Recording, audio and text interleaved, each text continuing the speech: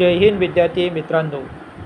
पहा विद्यार्थी मित्रांनो, माननीय नवनियुक्त आमदार साहेब यांनी शिक्षकांना एक प्रकारची मोठी दमदाटी दिलेली आहे। माननीय महोदय आमदार साहेबांनी शिक्षकांबद्दल या व्हिडिओमध्ये आपल्याला फार मोठे वक्तव्य केलेले दिसते, जे की एक चांगली बाब आहे आणि थोडी विवादास्पद सुद्धा बाब आहे असं आपल्याला म्हणता येईल। कारण त्यांचं म्हणणं असं आहे की ज्या सरकारी शाळा आहे यामध्ये विद्यार्थ्यांची घसरण होत आहे, त्यामुळे विद्यार्थी प्रायव्हेट शाळेकडे वळत आहे, पालकवर्ग प्रायव्हेट शाळेकडे वळत आहे, म्हणून त्यांची ही एक प्रकारची दमदाटी असू शकते असं माझं वैयक्तिक मत आहे। तसं त्यांचं आणि माझं असं कॉन्ट्रोवर्सीचं कुठलं काम नाही। या व्हिडिओच्या माध्यमातून ते तुम्हाला संपूर्ण समजून जाईल, यासाठी तुम्ही हा संपूर्ण व्हिडिओ पहा।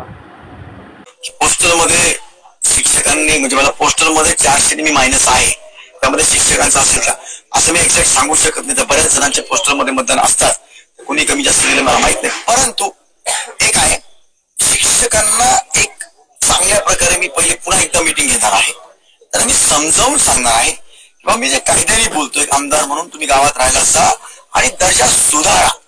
त्यांना एक शेवटचा 3 महिन्याचा मी चान्स देणार आहे। त्यांनी जेव्हा त्याच्यामध्ये सुधारणा केली, खरोखर गावात राहायला गेले, ते दर्जाची जी परीक्षा असते ती त्यांनी दिली, म्हणजे 5वीचा मुलगा आहे त्याला 30 पर्यंतचे पाढे आले पाहिजे, 7वीच्याला खंड आले पाहिजे, नाही असेल आणि स्वतःहून त्यांनी त्यांचे मुलं बाहेरून काढून जिल्हा परिषद शाळेत टाकले पाहिजे। ते म्हणतात राजकीय नेते वगैरे, शिक्षकांनी स्वतः जर हिंमत नाही केली तर राजकीय नेते करणार नाही, कारण की प्रत्येकाला वाटतं की माझा मुलगा चांगला शिकावा। आणि पुन्हा सांगतो, प्रायव्हेट स्कूलमध्ये इतका कमी पगार असताना ते शिक्षक जर इतकं दर्जेदार शिक्षण देत आहेत सध्या, तर जिल्हा परिषद शाळेने नक्की दिलं पाहिजे। गोर गरीब जनता आणि माझं राज्य याच्यामुळे प्रचंड म्हणजे त्याला सहन करत आहे। गोरगरिबांच्या पालकांना वाटतं की माझा मुलगा चांगला शिकावा, प्रत्येकालाच वाटतं। हे सगळं पैशावाले इतर ठिकाणी फीस देऊन करू शकतात, पण ज्यांच्याकडे ज्यांच्याकरता खरोखर व्यवस्था तयार केलेली आहे गोरगरिबांकरता, सगळी शेतकऱ्यांकरता, शेतकऱ्यांच्या मुलांकरता, ती बरोबर होत नाहीये। म्हणून मी सर्वप्रथम त्यांना ॲज गुड ॲज पुन्हा एकदा शेवटची संधी देणार आहे। नसता मी राज्यामध्ये या गोष्टीला कोणत्याही परिस्थितीमध्ये सोडणार नाही। शिक्षणाचा दर्जा वाढवावाच लागेल। मी जे बोलतोय आतापासून शिक्षकांनी जर ऐकलं आणि त्यांनी बदल करण्याचं घडवलं तर वर्ष, 2 वर्ष, 3 वर्ष लागतील। आणि काही शिक्षकांना खरोखर टर्मिनेट करावं लागेल।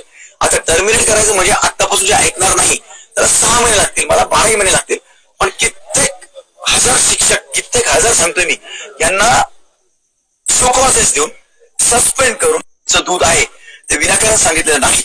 प्रत्येक देशामध्ये आपण शेती म्हणजे आपण शेतीप्रधान आहोत, शेती नंबर 1 ला नंबर 2 म्हणजे जपानच्या सारख्या देशांमध्ये काही बाकीचे नैसर्गिक स्रोत कमी आहे, पण शिक्षण चांगलं असल्यामुळे ते जगात वावर करतात।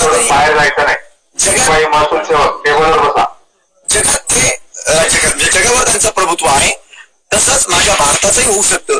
आणि म्हणून मी त्यावर बिलकुल म्हणजे बिनदिक्कतपणे दर्जा सुधारण्यावर काम करणार।